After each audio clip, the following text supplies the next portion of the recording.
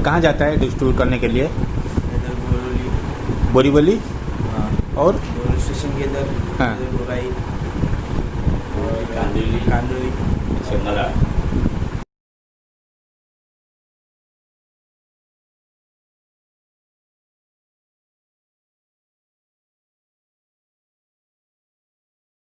Hello दोस्तों, क्या आपने हमारे चैनल को सब्सक्राइब कर लिया है?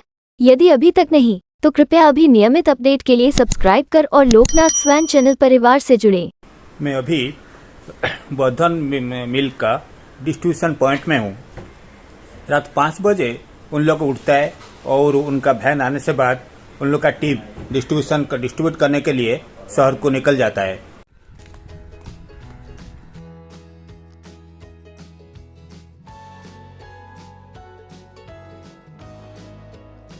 वर्धन फार्म ये जो हमने शुरू किया है इसको लगभग 6 साल हो गए। I am basically from IT background. I was in technical in one of the company based in Poona. ये that was my last job.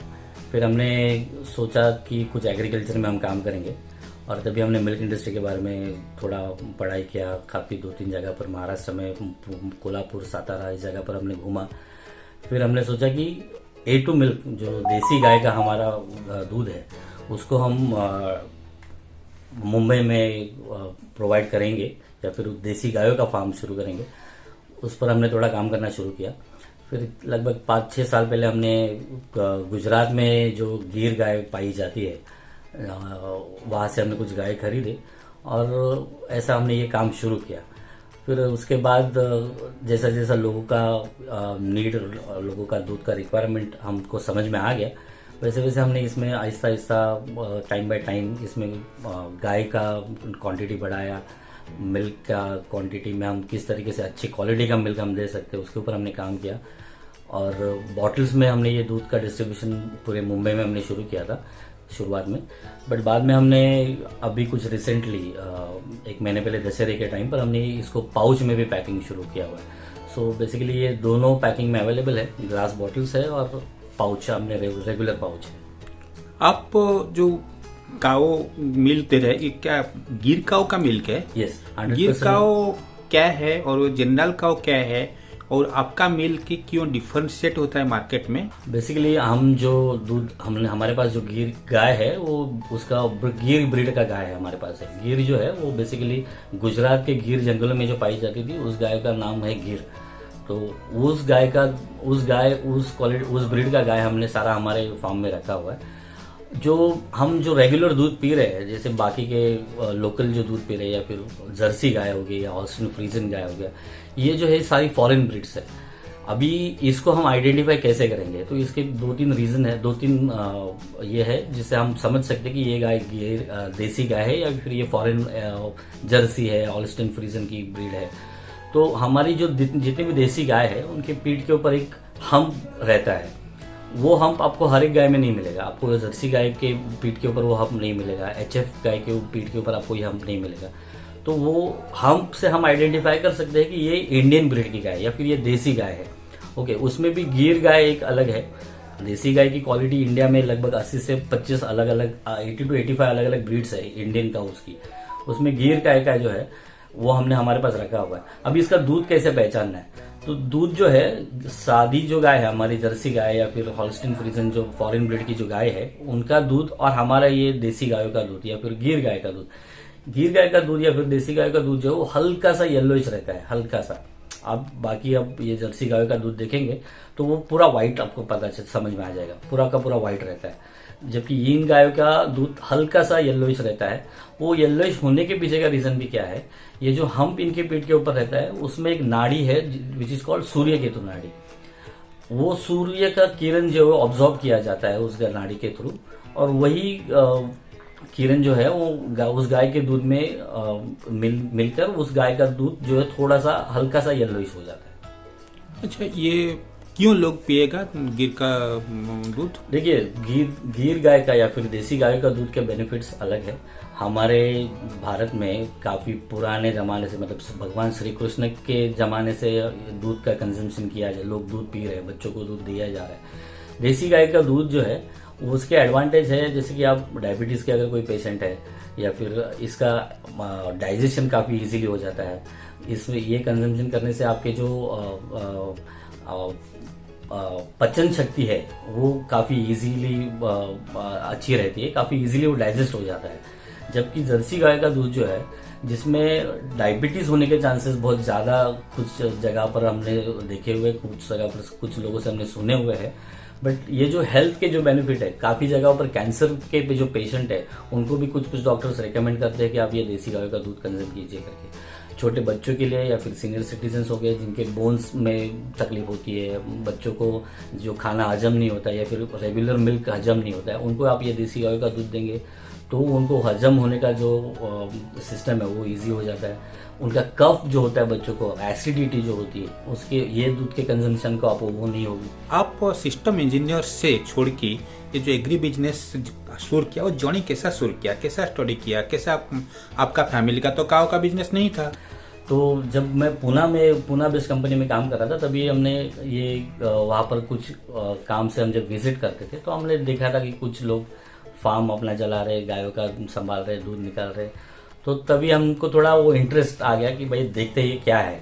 तो उस सिलसिले में हमने सातारा हो गया, कोल्हापुर हो गया, पूना हो गया, काफ़ी जगह पर हमने विजिट किया। फिर हमने सोचा कि क्यों ना हम ये मिल्क इंडस्ट्री में काम करना थोड़ा शुरुआत करेंगे। और दोनों काम तो एक साथ हो नहीं सकते थे, एक खुद का बिजनेस शुरू करना और एक कंपनी के लिए जॉब करना, ये दोनों टास्क थोड़ा डिफिकल्ट है, दोनों एक ही टाइम पर मैनेज करना। तो फिर हमने कॉल ले लिया कि हम जॉब छोड़ेंगे और इसके ऊपर थोड़ा कंसंट्रेट करेंगे। फिर हमने गुजरात भी विजिट किया, कुछ फार्मर से हम मिले, राजस्थान साइड में हम कुछ फार्मर से मिले। फिर हमने फाइनली एक डिसीजन ले लिया कि हम ये दूध का बिजनेस में आएंगे और दैट इज देसी गाय के दूध में। देसी गाय का दूध हम मुंबई में डिस्ट्रीब्यूट करेंगे करके। और फिर वो हिसाब में फाइनल करने के बाद मैंने जॉब क्विट कर दिया। फिर हम फुल्ली कॉन्सेंट्रेट किया इस बिजनेस के ऊपर। हमने गुजरात से कुछ शुरुआत में गाय खरीदी, हमने बुल्स कुछ खरीदे, फिर ऐसे ऐसे आहिस्ता आहिस्ता शुरू हो गया और अभी चल रहा है ठीक ठाक। कौन सा ईयर में शुरू हुआ? 2015 में हमने ये शुरू कर दिया। 2014 लगभग हम पूरा 7-8 महीना तो हमारा सब पढ़ाई में ही गया। पढ़ाई में इन द सेंस कुछ फार्मर्स जो प्रैक्टिकली जब तक आप नहीं उतरते हो, जिस आदमी से नहीं मिलते हो, उसका पूरा नॉलेज लेना हमने पूरा सोच लिया था कि ऐसे ही नहीं ब्लाइंडली उतरेंगे। तो काफ़ी फार्मर से हम मिले, काफ़ी फार्म हमने विजिट किए हुए। उसके बाद हमने एक कॉल ले लिया कि फिर 2015 में हमने ये शुरू कर दिया। आपका फैमिली मना नहीं किया जॉब छोड़ के शुरू करने के लिए? फैमिली सबने मना किया क्योंकि इट वाज टोटली डिफिकल्ट। एक प्रोफेशनल कंपनी में काम करना और एक गाय संभालना, वो दोनों अलग टोटली ऑपोजिट टाइप का जॉब है। फिर मना तो सबने किया, मम्मी है या फिर मेरी वाइफ है, उन्होंने थोड़ा बूस्ट रखा, मतलब आप करो, हम सपोर्ट तो करेंगे। बट ऐसा आहिस्ता आहिस्ता किया, फिर अभी ठीक ठाक कंडीशन में, अभी अच्छा चल रहा है। शुरुआत में तो काफ़ी लोगों ने, दोस्तों ने भी इनफैक्ट अपोज किया, फैमिली मेंबर्स ने तो सारे लोगों ने अपोज किया क्योंकि उनको वो पसंद ही नहीं था कि हम ये मिल्क इंडस्ट्री में आए या फिर गाय संभाले, गोबर निकाले। फिर भी हमने शुरुआत के 2-3 साल काफ़ी स्ट्रगल करने के बाद आज एक ठीक ठाक अच्छी पोजीशन में है। आपका फैमिली का बैकग्राउंड क्या है? मेरे फैमिली में मेरे पिताजी जो है रिटायर्ड है, मेरी मम्मी हाउसवाइफ है, मेरी वाइफ। पिताजी क्या थे?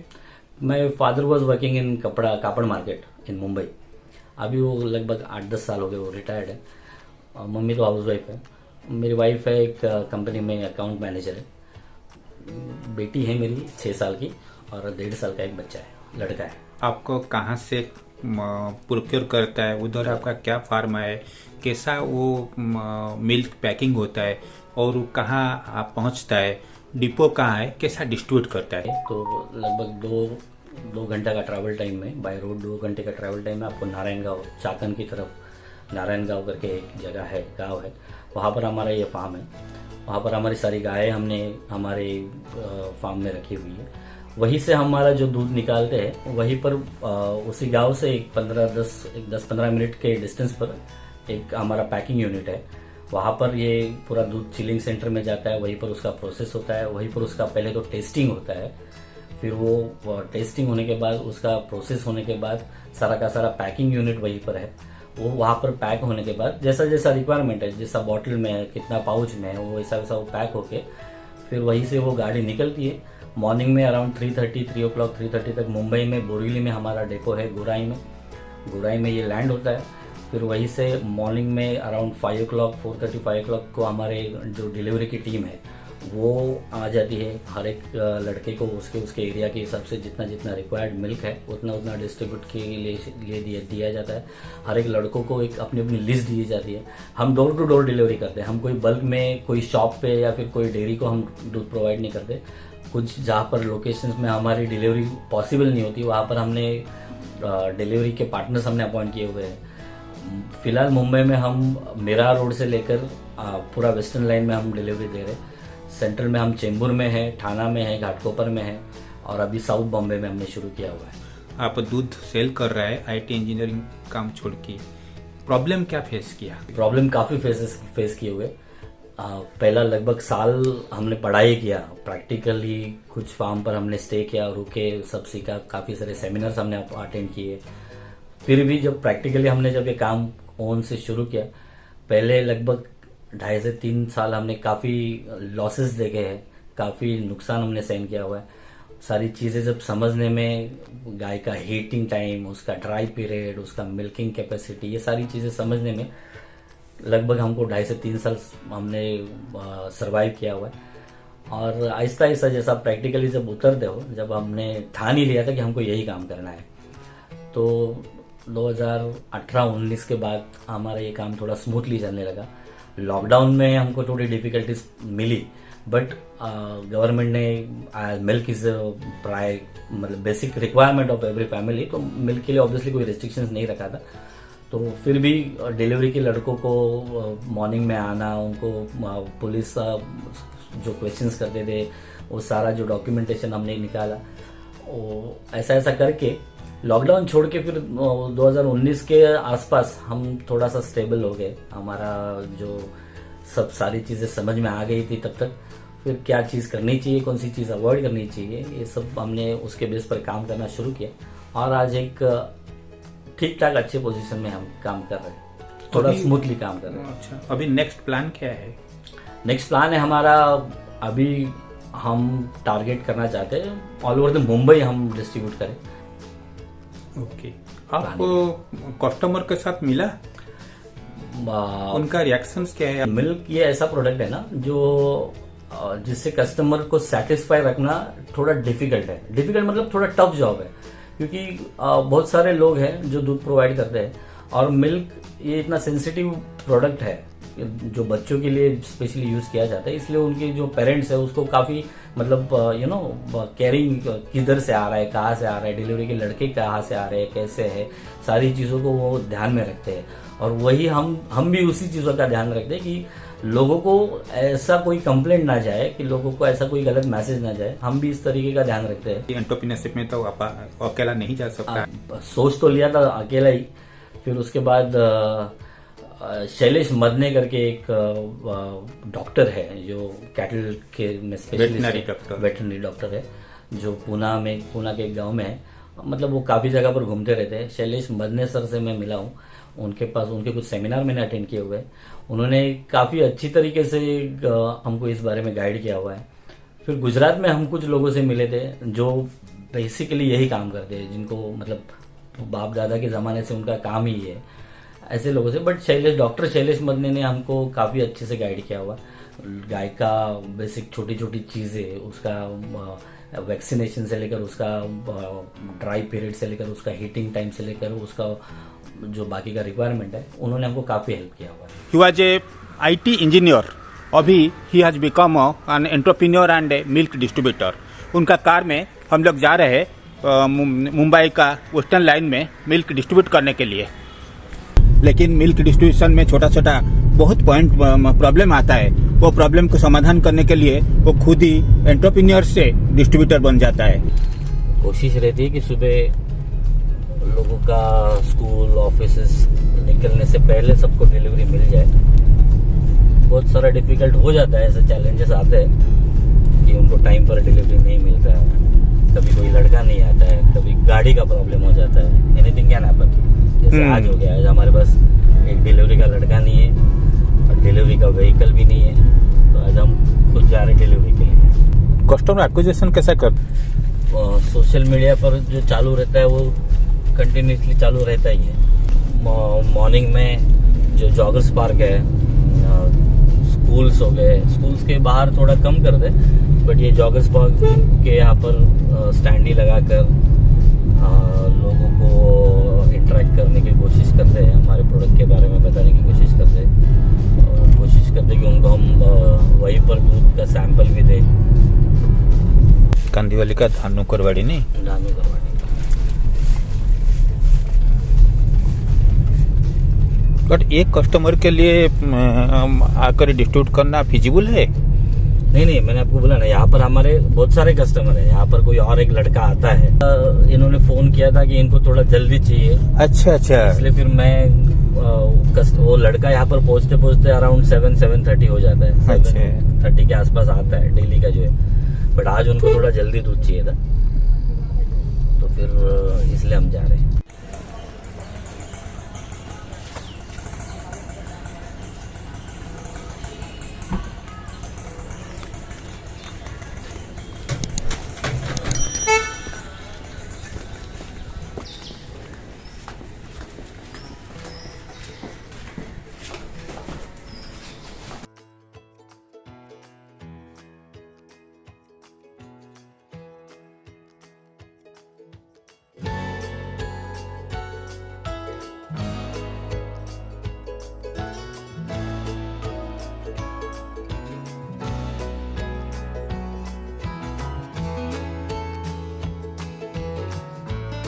ये हमारे काफी पुरानी कस्टमर है। अच्छा। 3.5-4 साल हुए हमसे दूध लेकर। नारायण गांव में को मैंने है कि मैंने बहुत गाय, नारायण गांव में बहुत गाय है, मैंने वो एरिया मिल्क एरिया है। यस, वही मैं वो एरिया में छोटे मोटे एक डेरिया है जहाँ पर ये पैकिंग वगैरह होता है। बाकी बहुत सारे फार्मर्स है जो लोग गाय संभाल रहे हैं। हमको जो दूध चाहिए, हम बेसिकली सिर्फ देसी गायों का, गिर गाय का दूध हम डिस्ट्रीब्यूट करते हैं या फिर हम लोगों तक देते हैं। ऐसे तो देखिए दूध तो काफी जगह से आपको कहीं से भी मिल जाता है, बट हमको जो क्वालिटी का और जिस ब्रीड का दूध हम चाहते हैं वो हमको वहीं पर मिला। अच्छा, नारायण गांव पूर्णा डिस्ट्रिक्ट में आता है। यस। सेविंग तो सारी गई, तो उसके बाद हमने कुछ पर्सनल लोन उठाए, क्योंकि शुरुआत में गाय खरीदना, एक गाय 60-70 हज़ार के आसपास तो एक गाय है, वो बहुत बड़ा एसेट है, उसके लिए काफ़ी पैसा चाहिए था। तो हमने शुरुआत के जो हमारे सेविंग थी या फिर जो जमा करके रखा था वो सारा इस चीज़ में डाल दिया। शेड बनाना और गाय खरीदी का एक, वो गाय ढूंढने में हमने 3-3, 4-4 दिन हमने गुजरात में घूमे, ज़्यादा एक गाय 60-70 हज़ार का गाय आता है मिल्किंग कैपेसिटी के हिसाब से। अच्छी ब्रीड ढूंढना, अच्छी क्वालिटी की गाय ढूंढना, कुछ गलत लोग मिले, कुछ अच्छे लोग मिले, तो ये सब चीजें हमने देखी, फेस की है। वाइफ का सपोर्ट वो तो must be very helpful. Wife का सपोर्ट के वजह से ही मैं ये कॉल ले सका हूँ, क्योंकि वाइफ ने मुझे बहुत हेल्प की, मुझे ये सब चीज़ों में, ये काम शुरू करने में। फेसबुक पर हम सोशल मीडिया पर डाल देते हैं we are hiring delivery persons, तो वो देख कर काफ़ी सारे लोग आ जाते हैं। एंड उनका इनकम कितना होता है मंथली इनकम कैसा रहता है? कोई लोग कमीशन बेस पर काम करता है, और हम तो मोस्टली सबको सैलरी पे ऊपर रखते हैं, कमीशन बेस पर नहीं करते। जैसे एरिया, छोटा एरिया, अभी हर एक को कोई ऐसा बड़ा एरिया नहीं, बट हर एक को, किसी को 10,000, 11,000, 10 to 12,000 के आसपास उनको सैलरी रहता है। मिनिमम रिक्वायरमेंट है वो। हाँ, बट उसमें उनका पेट्रोल जाता है, बट फिर भी पेट्रोल ऐसा कितना जाता है, मतलब फिर भी उनका कैसा है, देखिए सुबह का 2 घंटे का काम है, पूरा 8 आवर्स जॉब तो है नहीं। सब यंग बॉयज, सब यंग लड़के लोग। अभी हमारे पास 1-2 लड़के लोग तो ऐसे हैं जो मॉर्निंग में हमारा काम करते हैं, फिर उसके बाद ये जो फूड डिलीवरी के चेन है उनका काम करते हैं। जोमेटो, स्विगी हो गया और ये लोकल होगा आसपास का। यस यस यस, हम कोशिश करते हैं कि हमारा डेपो मतलब डिलीवरी पॉइंट है, डिस्ट्रीब्यूशन डेपो है, वही के आसपास के लड़के लोग रहे तो मॉर्निंग में जल्दी पहुंच सकते हैं।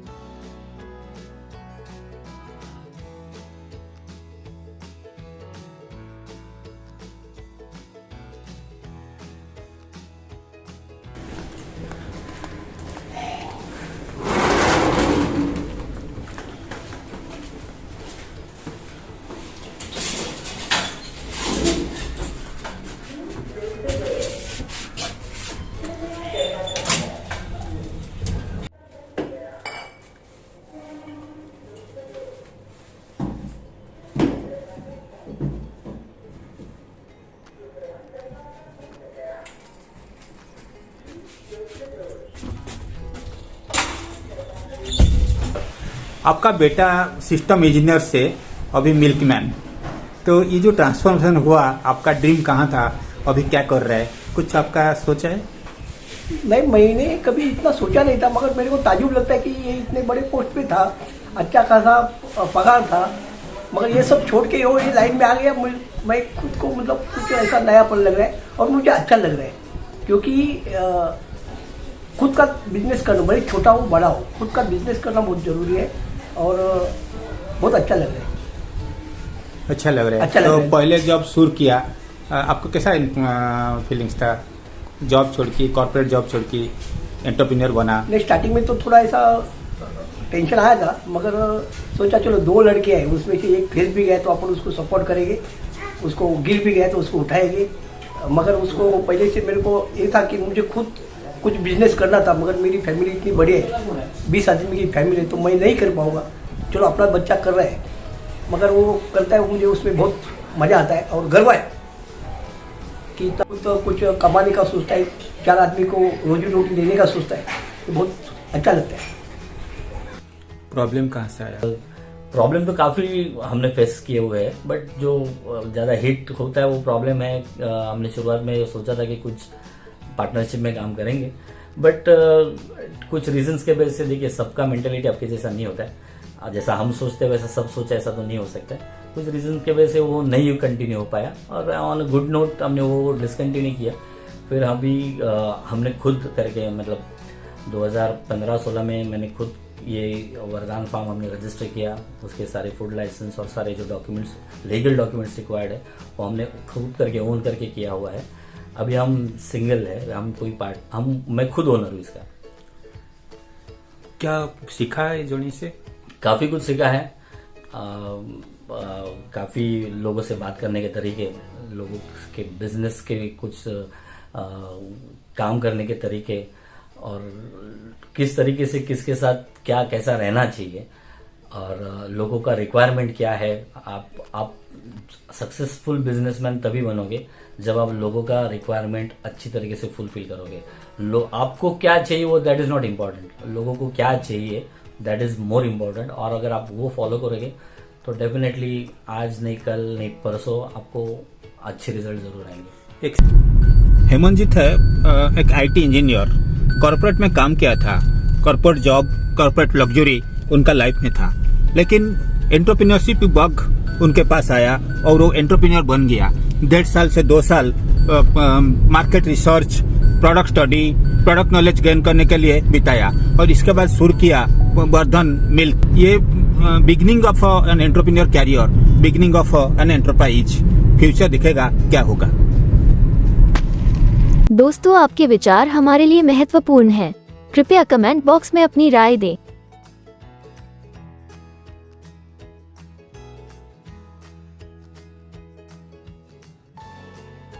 हम आपसे अनुरोध करते हैं कि आप हमारे YouTube चैनल लोकनाथ स्वैन को सब्सक्राइब करके अधिक से अधिक लोगों तक पहुंचने में हमारी सहायता करें।